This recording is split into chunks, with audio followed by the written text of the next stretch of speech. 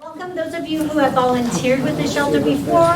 It's nice to see you again, and those who haven't before, welcome. It's good to have you on the team. We're excited tonight to just have some extra training, some extra understanding from Sergeant G and the police department, as well as a little information from the county counselor, social work person, as well as Rebecca Harris from Dignity Health on substance abuse. Since some of our guests, that's part of their life and part of sort of the environment as they are unhoused in Folsom. So we appreciate you being here and caring for these folks, and we hope that this is just a really useful kind of tools in your toolbox as we start the shelter on January 8th and welcome them.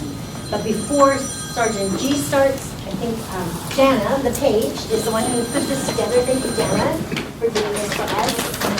And just a couple words. Thank you guys for signing up. I was really thankful that we had so many people sign up. It was wonderful. So I hope that you get some good information on here tonight. I'm going to pass around the sign-up sheets, and if you could go with a pen here, if you could sign off your name, so I know that you've been here.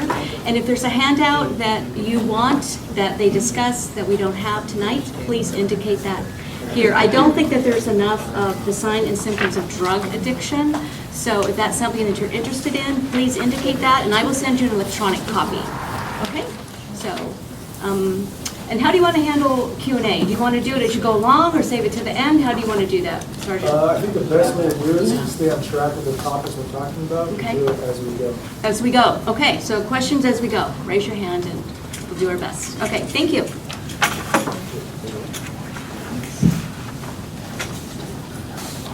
I thought I was second. I mean, I don't care. Okay. All right, welcome everybody to the Folsom Police Department. I'm Sergeant Mike Rudenberg, and I supervise our Community Crime Suppression Unit. Within that unit, we also represent and are part of our homeless outreach team. I appreciate each and every one of you being here tonight. It's good to see you support from the community to help out the individuals that are in need. We're here to talk about the winter shelter, correct? I think you're going to get a lot of information today, but I think it's going to be really important to remember and stay focused on what you actually are. You're the winter shelter, and you're there to provide shelter for people during the winter time. We're not asking you to be law enforcement officers as it pertains to what we talked about, to get yourself in a situation where it might become problematic later on down the road. Does that make sense, everybody? We want to stay focused as a winter shelter, and we're there to help people and provide services if they need it, but we're not there searching their items and going down a whole trail of who knows what, and potentially harm yourself if you do encounter some narcotics. Can you talk a little louder, please? You bet. Thank you. You want to repeat everything I just said? No, that's okay. With me tonight, I brought Detective Toby Howard. He's a narcotics detective, and he's very familiar with narcotics, and he's going to talk to us about that. I was also going to have our county health counselor, who is assigned to us, speak tonight regarding mental health, because she had a family emergency and she's not in the state. She emailed me last night and told me she was not going to be here. So I'll do my best to film for her. What would you guys like to talk about first? Would you like to talk about mental health, or trends in Folsom regarding homelessness, or? Let's start with that. Yeah, that's good. So the trend, so we in Folsom, for the last survey, they say we only have about 30 people that are unhoused in Folsom. And I think it's fair to say that's probably not true. So with that, typically people my team encounters, they either suffer some sort of mental illness, and some, I'd say if not all, are addicted to some sort of narcotic, alcohol, some sort of substance. That is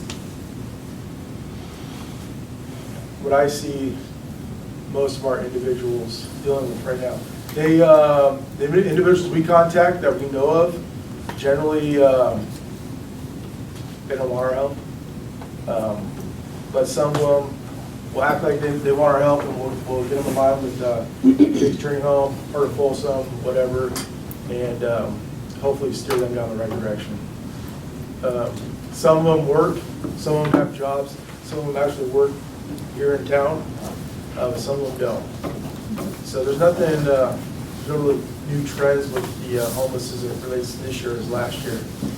The mental health side of things, I found that first things, if someone is having a psychotic episode where they start hallucinating, one thing we don't want to do is, let's say Officer Howard, or excuse me, Detective Howard says, "Hey Mike, I see green goblins over here," and they're talking to me, they're telling me all this stuff, crazy stuff, what to do. You don't want to be there and say, "Oh, I see them too." I see that. You could say, "Hey, I understand you see those people. What are they telling you? Why are they telling you this?" You can ask open-ended questions like that. You never really want to get into another rabbit trail of agreeing with what they're seeing. They're obviously going through some sort of mental crisis, and ways we deal with that is try not to. Body posture is a big thing. You don't want to look aggressive or intimidated. And I know some of these things can be kind of scary, but if you just stay neutral and calm and talk to them in a calm voice, that tends to get people to calm down a little bit. And we'll talk about people that are agitated, the same thing with them. Sometimes people just need a vent. And I found in my job, I've been doing this 16 years now, that I can listen to someone for as long as 5-10 minutes. I have nowhere to go, and they'll be screaming and yelling and calling me names, and I won't say a single word. At the end of the 10 minutes, they'll see no reaction out of me, and that the conversation isn't going anywhere, and they tend to calm down. I mean, you can only scream and yell for so long. In most cases, I mean, there are some individuals out there that will scream and yell for hours. We just don't have the time to deal with that. But you can shake your head with, when they're talking to you, show them you're interested, like show a genuine interest in their conversation, and then maybe just start asking some questions. What can we do to help you? What services do you need to help you? Things like that. That tends to bring down. They want to know that you're there for them, that you're going to spend the time and listen to them. As it relates to the winter shelter, if someone is becoming out of control like that and you do feel threatened, it doesn't hurt to, if the conversation is going down a path where you think it's going to create violence, or get other members of the facility to start getting with them, and then it's just this big breakout, kind of like not a jail setting, but what do you want to call that? Mob. Like a mob mentality. Then definitely that's when you want to probably call the police and have the police come out and deal with that type of situation. Like I said, if you just talk to people, treat them like a person like they are, and sometimes let them vent, you can kill them with kindness. So that's my recommendation for those people. Does anybody have any questions so far of what we talked about? Yes, ma'am. You mentioned officially there's 30 approximately, but you don't believe that number's accurate. What would be a more accurate number based on your experience currently? But there's some people that stop in for a couple days. I suspect that with the homeless shelter or the winter shelter opening, there'll probably be people from the outside coming in, probably the Rancho Cordova area, the Orangeville area. So I would, back to your question, I would say probably about 40 to 50. And then some people are living in cars, so they're mobile. So when they go out and do their counts, they may be here one night and then here another night. So you kind of miss out on those people. Or some people, one guy in particular, he moves camps every night. That's just what he does. So it's kind of hard to count those guys. Anybody have any questions about dealing with people when they, one thing I do have for you guys is if there is something going on at the facility Do not email me, do not call me, because I probably won't be working. If it's a non-emergency, you call our non-emergency line. Excuse me, I'll give you that phone number now if you're ready. It is 916-355-7231.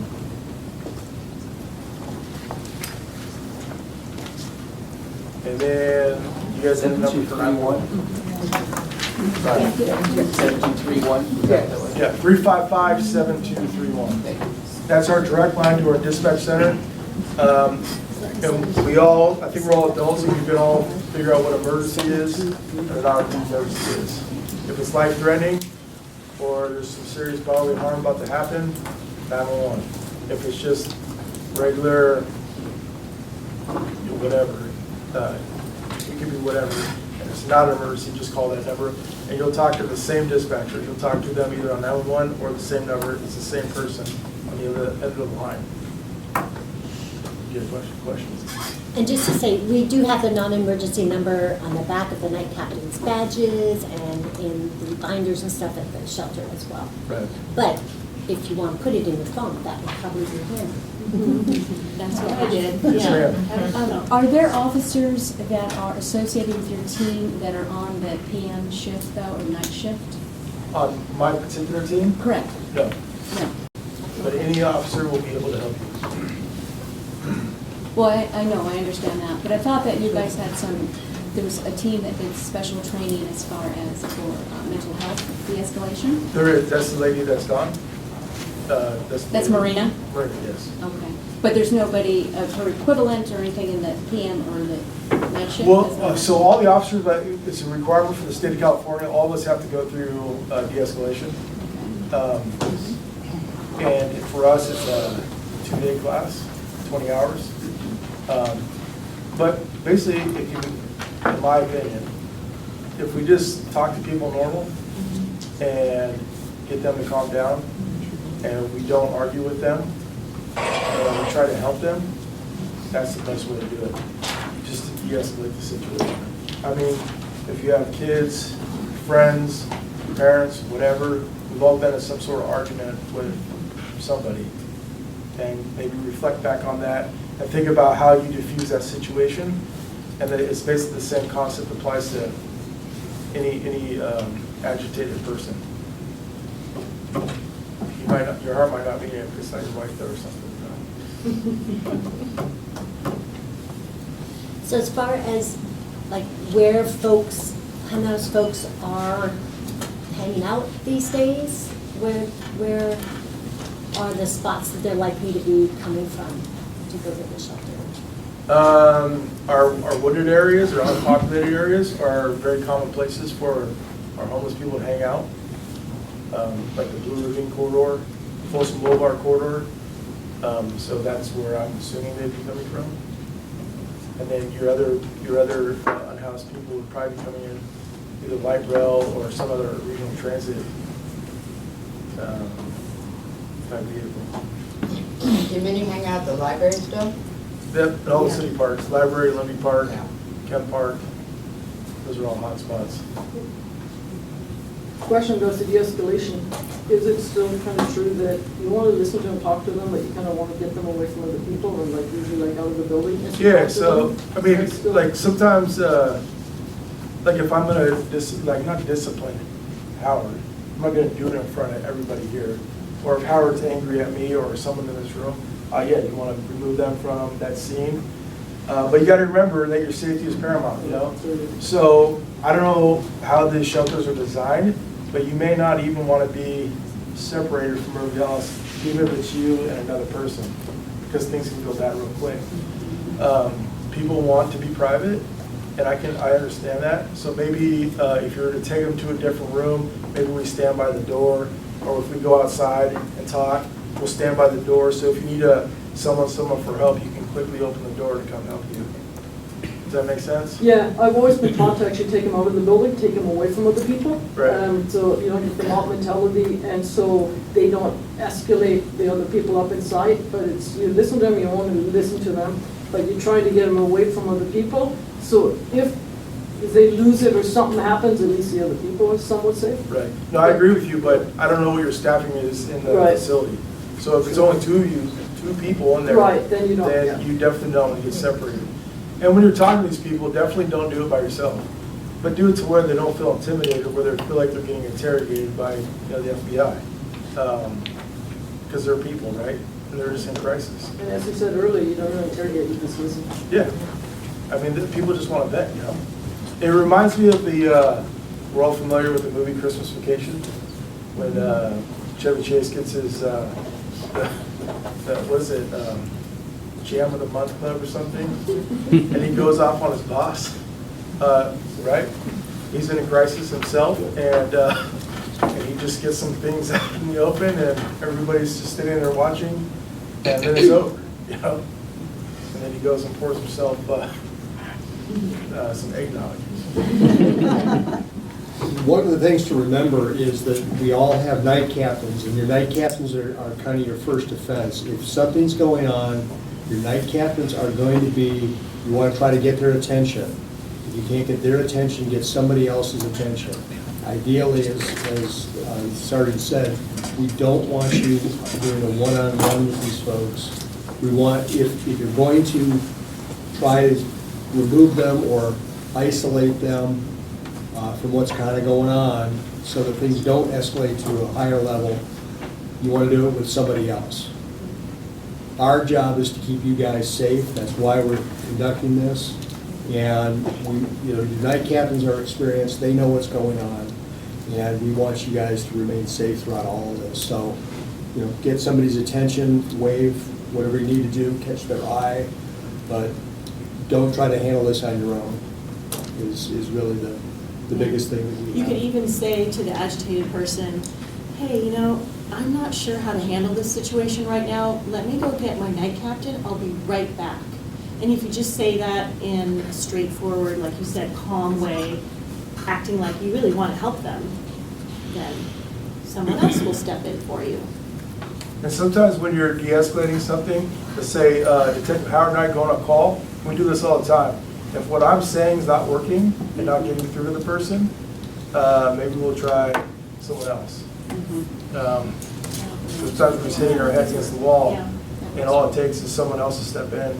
And they may not like me because I'm the one that started the conversation, or they don't like me because I have brown hair, or whatever.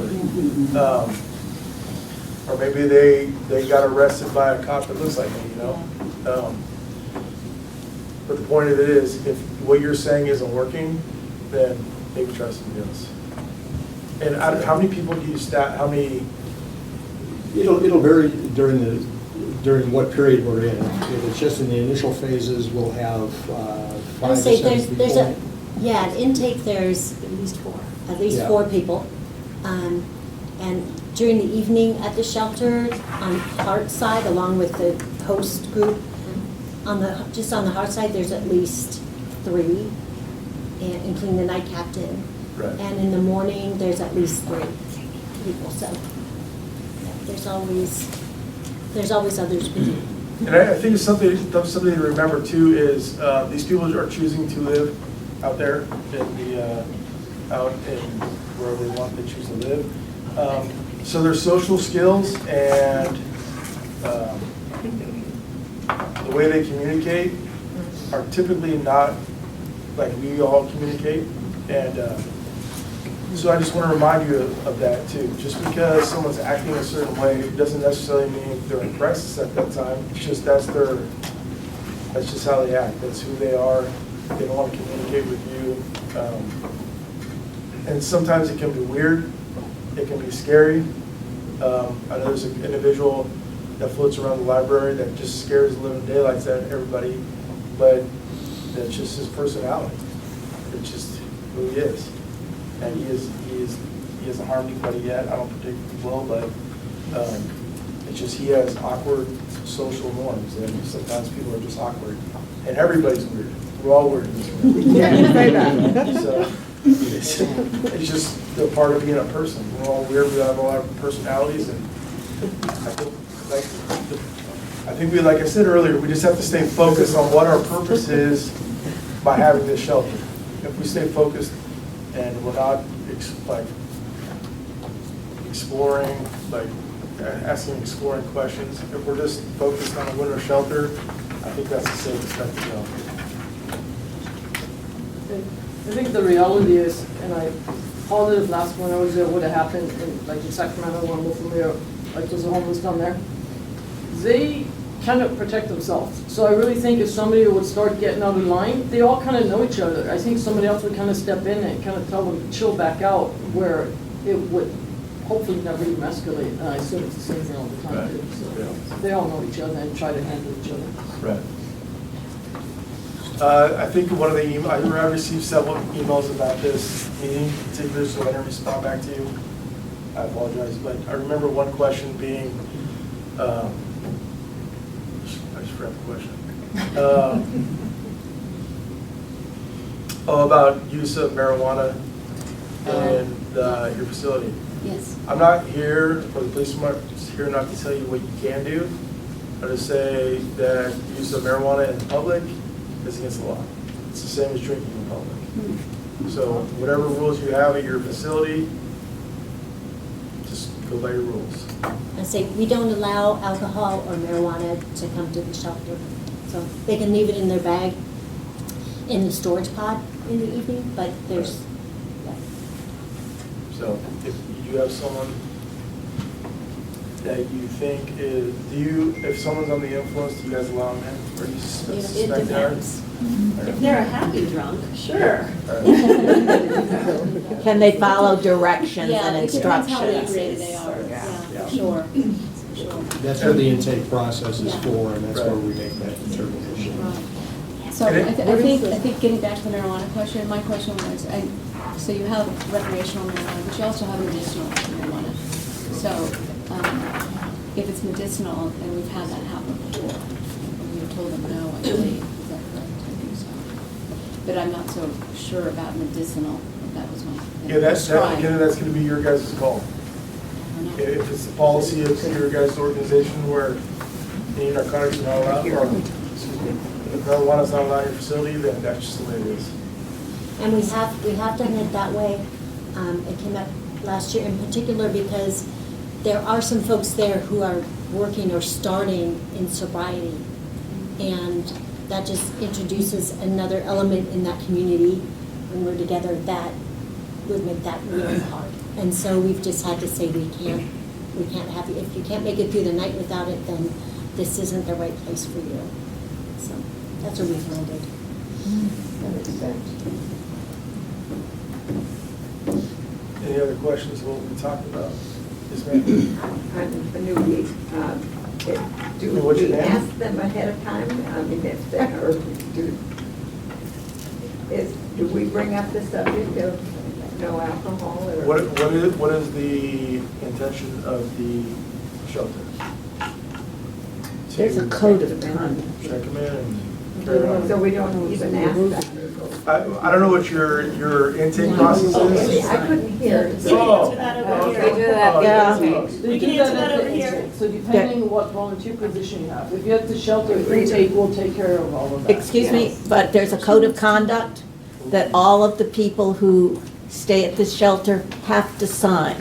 And all of these rules and regulations and interesting tidbits about what is and is not allowed is on that code of conduct, and they do sign it in front of us. One time. And what was your name? Diane, Everybody say hi, Diane. Hi, Diane.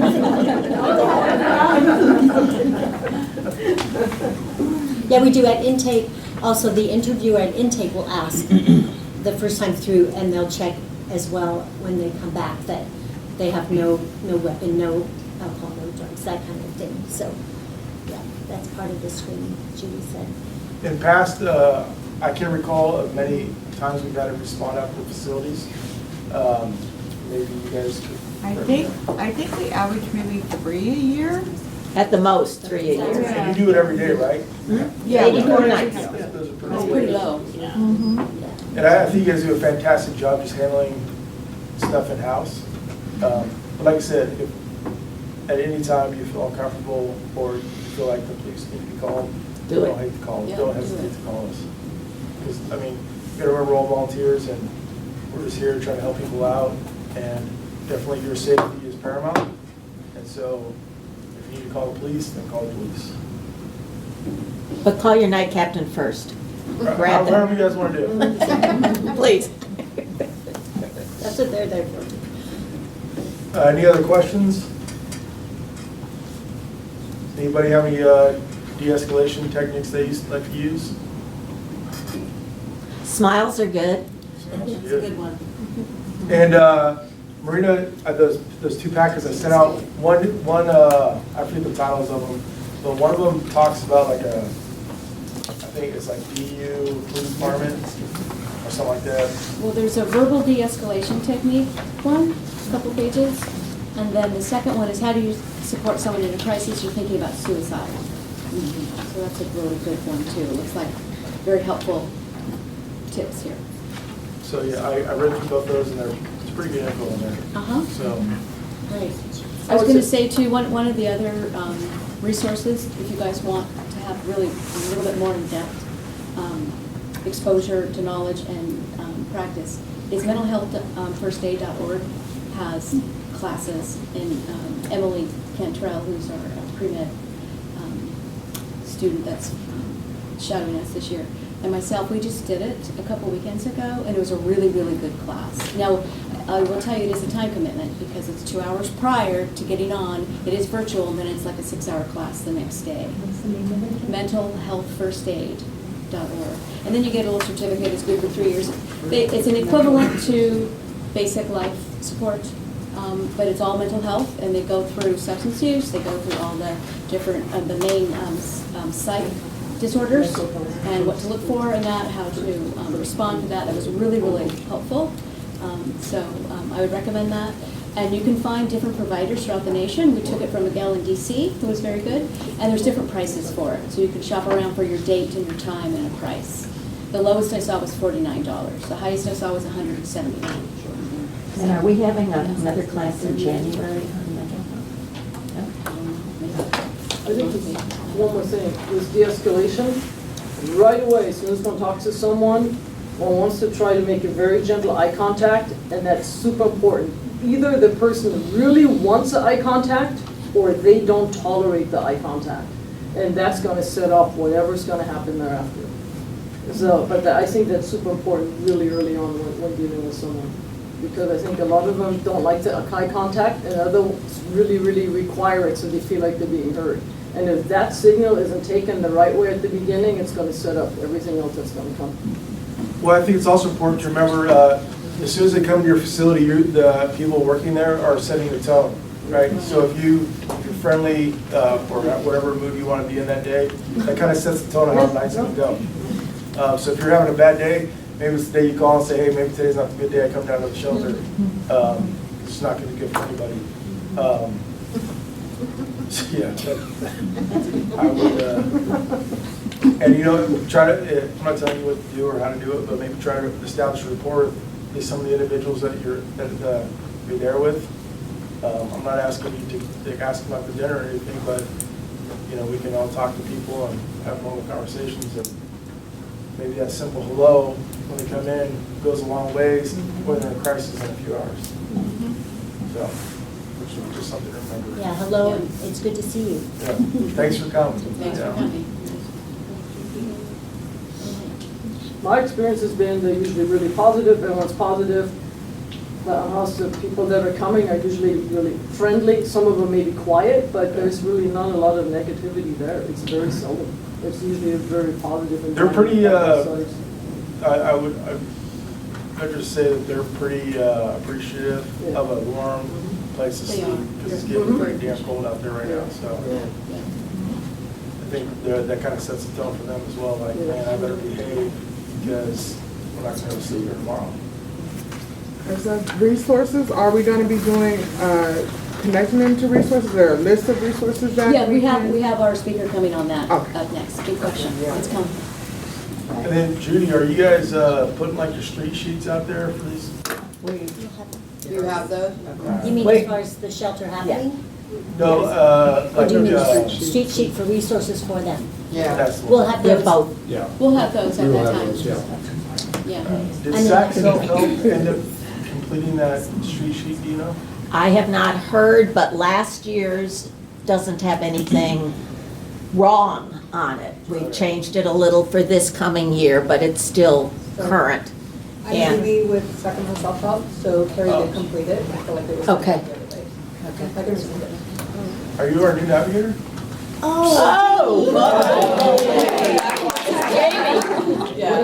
Jamie. Hey, you should be up here teaching this class. I'm way too new. She'll be at the shelter as well, one night a week. Yeah. And the navigator is a great resource to give people. She will be a great resource. Yes. Promise. Do you have a card that you're gonna possibly hand out? It's on order. All right, awesome. Awesome, thank you very much. Some people don't know what a navigator does. Do you mind telling? She can tell her. Well, I feel like I do. Yeah. Yeah, I don't know. So far, I've gone to Powerhouse, I've gone to the library, and I've only had 3 people. Nobody at the library knew I was there because that's not on the street sheet. But I've been shadowing and just learning as I go. What is your goal? What are you trying to do? I want to be really good at my job. I want to help people that don't have phones and don't know how to call Medi-Cal or don't have their own phone to do so. I help with that too. And she can help with like, something as simple as, hey, I don't have a driver's license or identification card. She'll get him, she can get him in touch, or birth certificates, social security cards, whatever, simple things like that, that maybe sometimes they have trouble getting themselves. She's a great resource to get them those items. Are you the new homeless navigator for Folsom? I What's your started name? literally like a week and a half ago. Yeah. And Oh. then we had Thanksgiving, so I don't count that. Yeah. So that's why the other one hasn't been Correct. turned So I just in. went through about 30 voicemails on the phone. Yeah, Ah. so I think it's been kind of vacant for a while. Are you, sorry, I used to work with Nina. Do you remember Nina? So no, but I know Nina, and then it was Raquel, and Yeah, there were yeah. voicemails for both of them. Yeah, Raquel was not returning calls, but I worked with Nina a lot. Do you have kind of like her hours where you're at Powerhouse certain days? So Powerhouse, Powerhouse in the afternoon on Monday, and in the morning tomorrow. And then the library is supposed to be Wednesday afternoon. Other than that, I'm still figuring it out. Okay, and your name's Rachel? Jamie. Jamie, I'm sorry. Can I talk to you afterwards? Awesome, thank you. And sometimes the navigator, usually once a week, will ride around with me or someone on my team, and we'll go hit a couple hot spots in town, and we try to keep it pretty low key. I'll go there, make the initial contact, just for like safety reasons, and then I'll go sit in my truck and hang out and listen to the radio.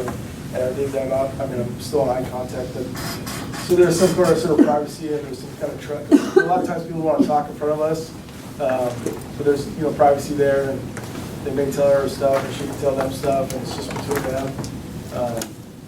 So it's a pretty good partnership, and it kind of it's a great resource for us, and I think the community to have someone like Jamie here to help those people along. I would say from a shelter perspective, the navigator's really crucial because she's out with the people and can tell them about the shelter, and all that. And then, just so you know, last year Nina came one night a week and is there just to, it's just a good time for people to be able to connect with the navigator, talk, have dinner, and all that. So That's something I'm expecting to do. Just gotta figure out when. it's an important person for us. for And I sure. live in Stockton, by the way, so. Oh, wow. Wow. So that's a long way. But we'll figure it out. It's good to have you. Thanks for coming. Okay, so. You can sit right at the shelter if you want.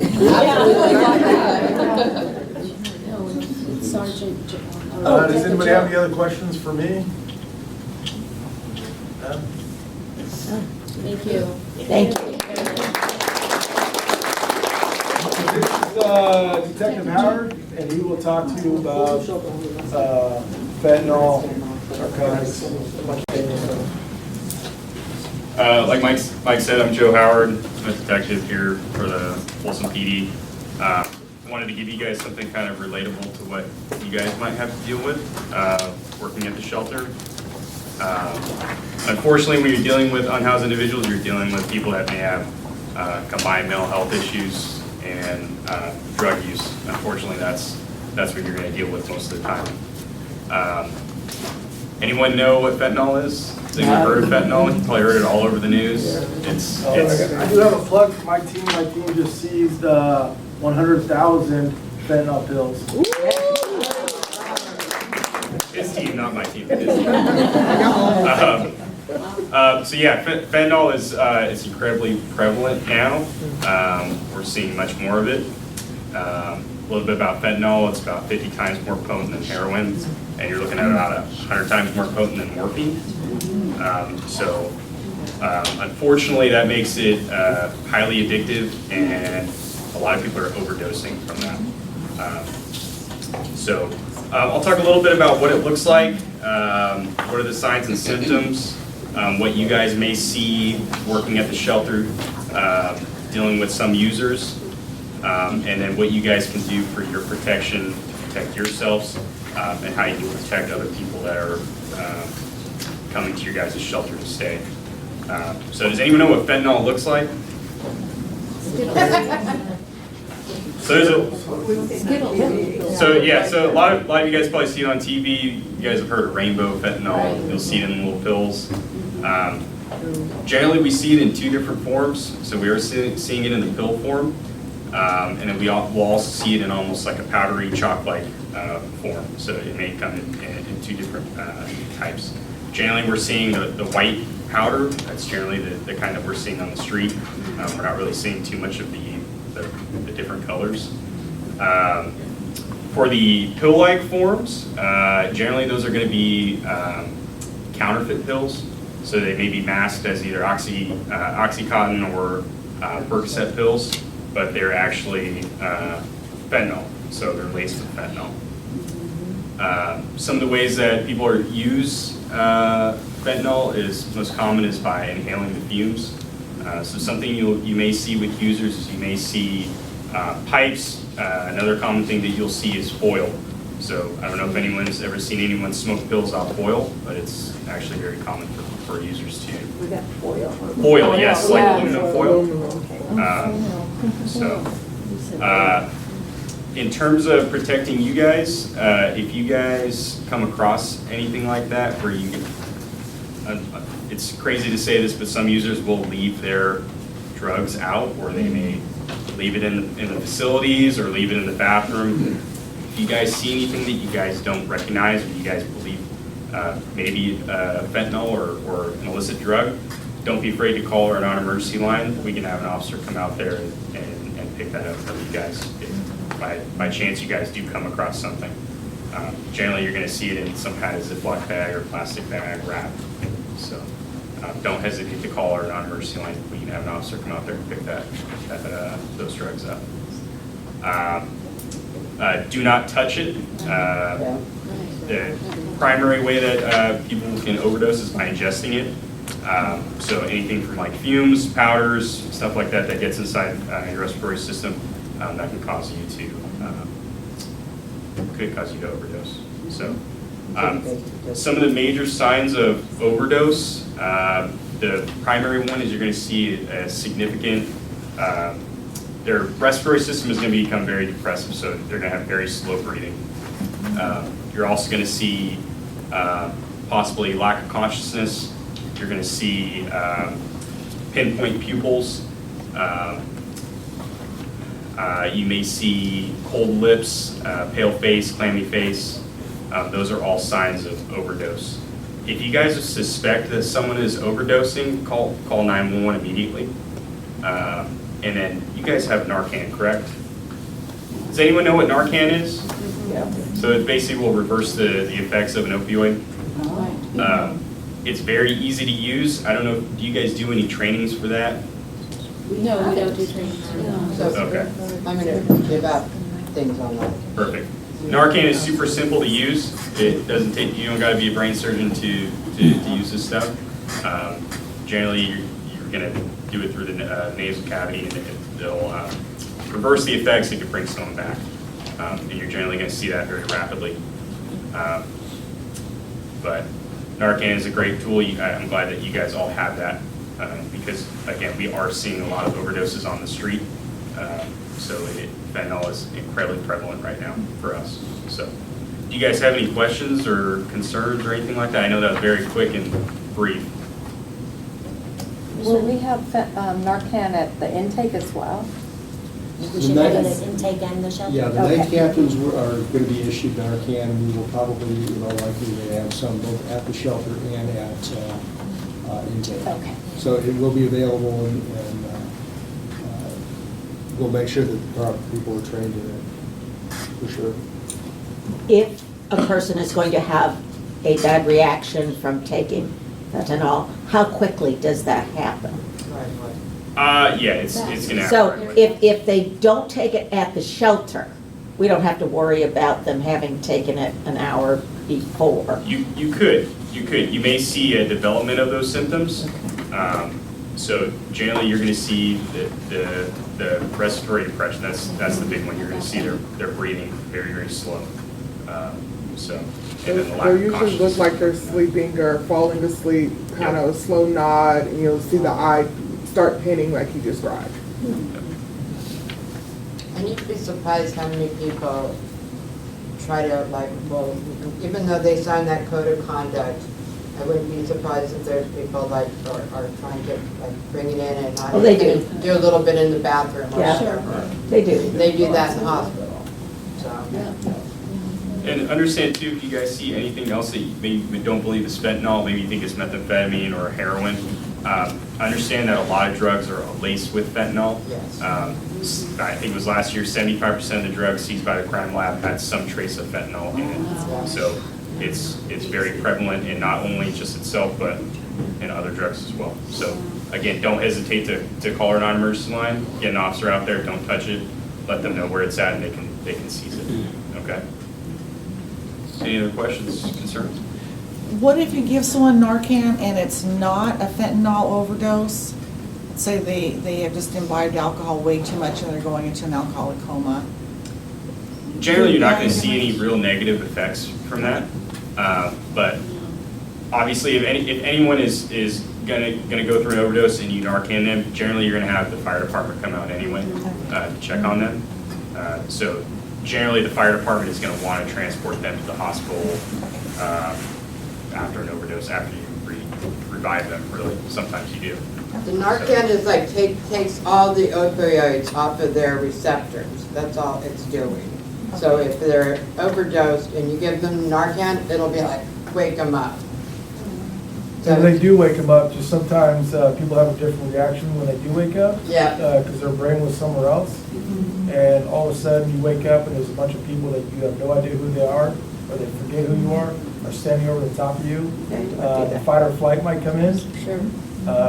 So just be mindful of that. You might want to stand back sometimes. Or if it's like, a lot of people because like you said about the mixing it, so much of the meth these days is mixed with fentanyl. So if you Narcan somebody that thought they were doing just meth, and you wake them up, they tend to be more aggressive than somebody that was just doing fentanyl too.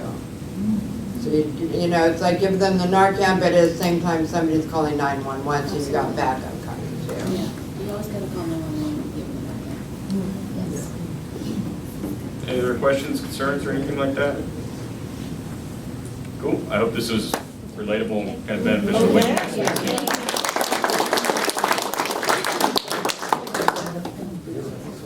I'm up and I only got 15.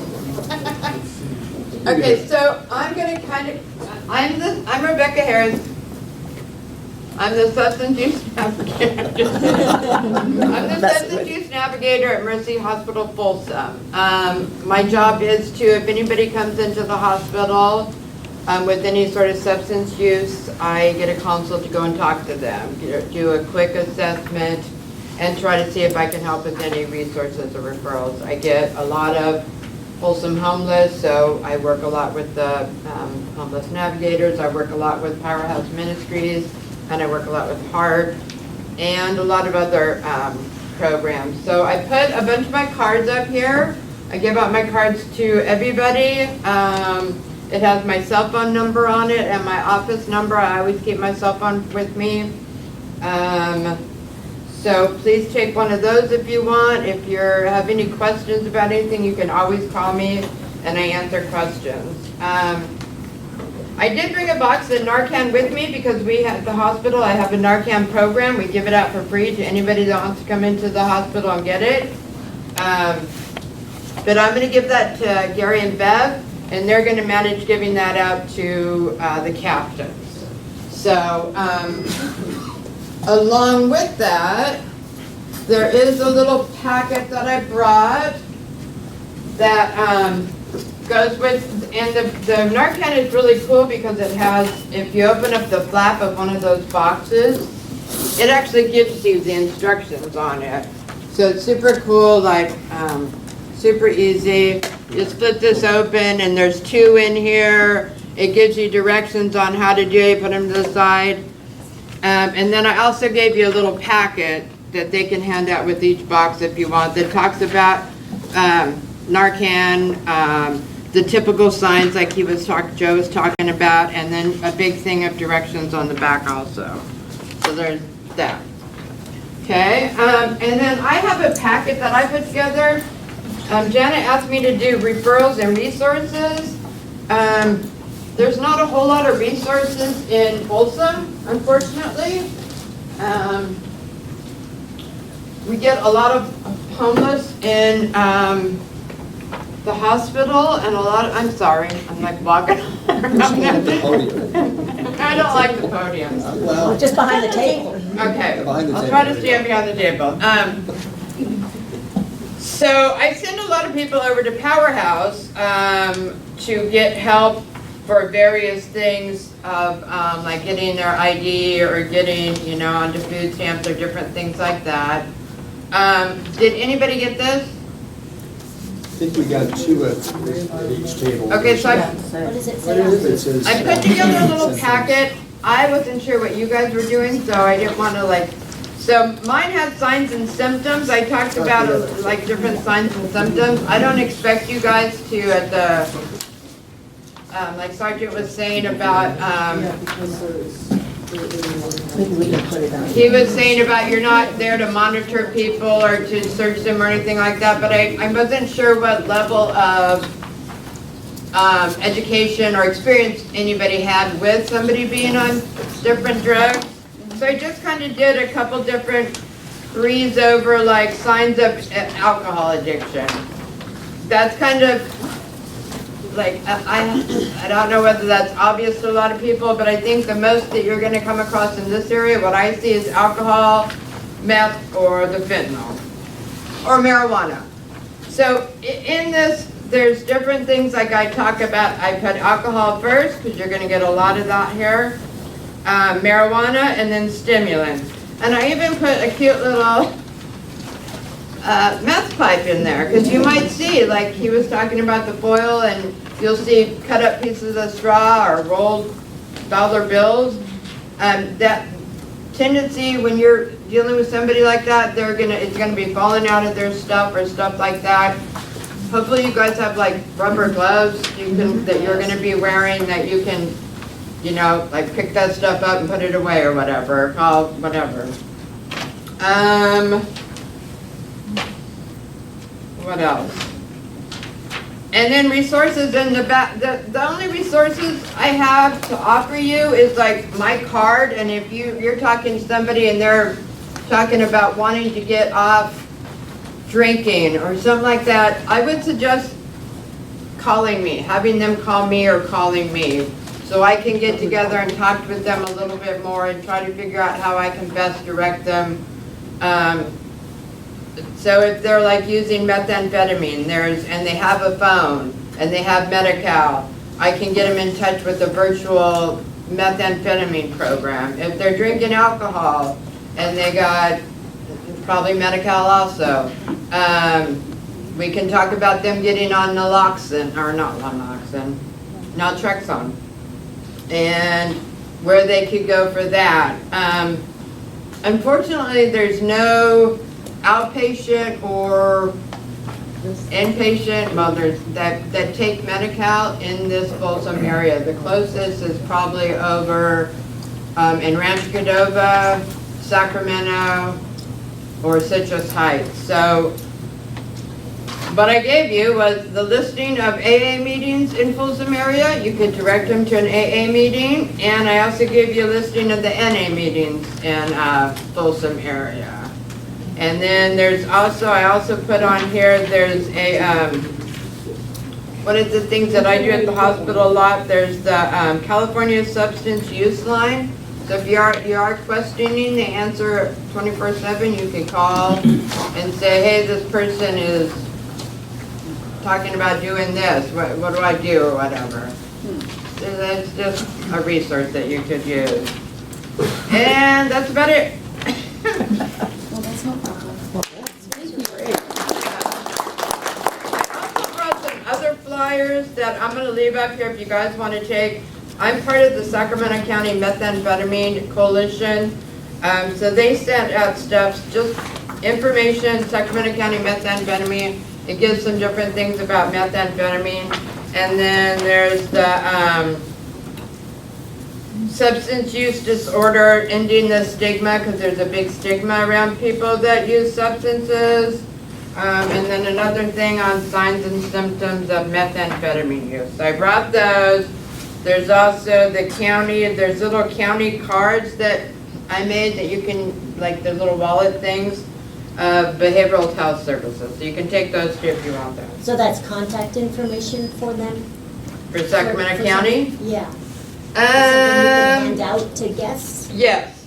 There's crisis lines, local behavioral stuff like that. So I made up some of those too for you guys to grab if you want them.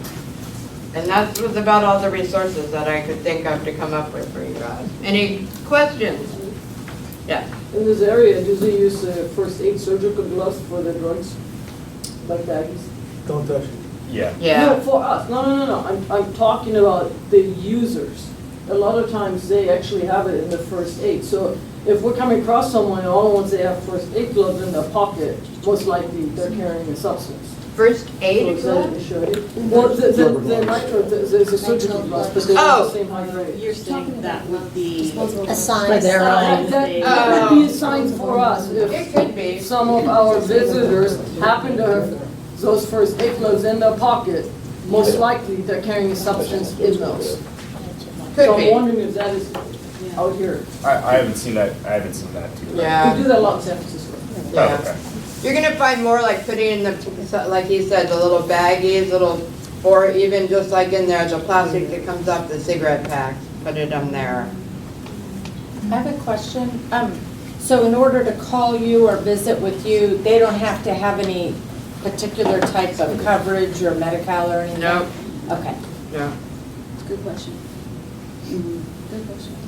And can we then, with these handouts for people who didn't get them, do we have them electronically or can we? Yes, send them? I sent them out, yeah, electronically. So You we'll put guys- those up on Sign Up Genius then. Yeah, for and you if now. anybody has any questions, my card's up here and you can call. Yeah, I just wanted to add one more thing. When the shelter gets going and we establish relationships with our guests when they come in, sometimes they'll say, well, I am ready to go to a meeting, or we talk to them about going to meetings, Please let the night captain know, and, night captains, we correspond every day on what's going on, so we know what's going on the night before us and the night after us, so we have a lot of good communication that way. But we can also get somebody into the shelter from AA to do meetings for our guests. So that's something that we will utilize for a resource if we have, some that are interested. Because we're going to be in some places where they're going to have to be transported to these other AA spots. And then it's a whole nother logistical nightmare to try to get somebody to transport them. But if we can get somebody to come in, that would be, really helpful. Because it's really, really helpful to have services come to them, especially when you have some barriers there. So that's something we'll work on. So if you run across that situation and you're in conversation, please let the night captain know, and they'll pass it on to our reports, and then we'll see what we can do about getting somebody into the shelter where we're at. Okay, thank you. And we'll be sure to have that list of NA and AA meetings in the master binder so that That's good. Someone comes up and you'll have that information. As a matter of fact, we'll be at Oak Hills Church for the first 3 weeks, and they have AA meetings there. They do. So, But once we leave there, But once then we it leave gets a there, little it's- bit more tricky. yeah. So, yeah, Oak Hills is great that way. But once we leave it, then it's a different ballgame. Does anybody have anything else? Any more last minute questions? I know Judy wants to say something. Judy always has something to say. Just want to thank you all for being here, for coming and on board and helping us. This will be our 6th winter shelter here in Folsom. It's approximately 84 nights. There was only one night last year where the police had to be called out because there was a condition that we didn't feel safe with. Guess who was the night captain? One night. We run a very smooth shelter. We try to make sure that we tell our guests exactly what we expect of them so that they know coming in. There are no surprises. We respect them. We love them as part of our community. We don't want them out in the wet, in the cold. We want them to be safe, and we want us to be safe, and we want to have a wonderful experience. And overall, that's exactly what we do. And it's a real learning curve for all of us every year. And I can't take the smile off my face because it's something you will have already experienced or will be experiencing. And yeah, we've got some issues we don't normally run into, maybe in our homes, but maybe we do. You know, we have drugs here in Folsom in all kinds of $750,000 houses. We have drugs next door often. We just try to put a pretty face on it and hope somebody else will deal with it like Sergeant G. So please, thank you. And Bev and her team have just done a wonderful job of putting this all together again. So thank you.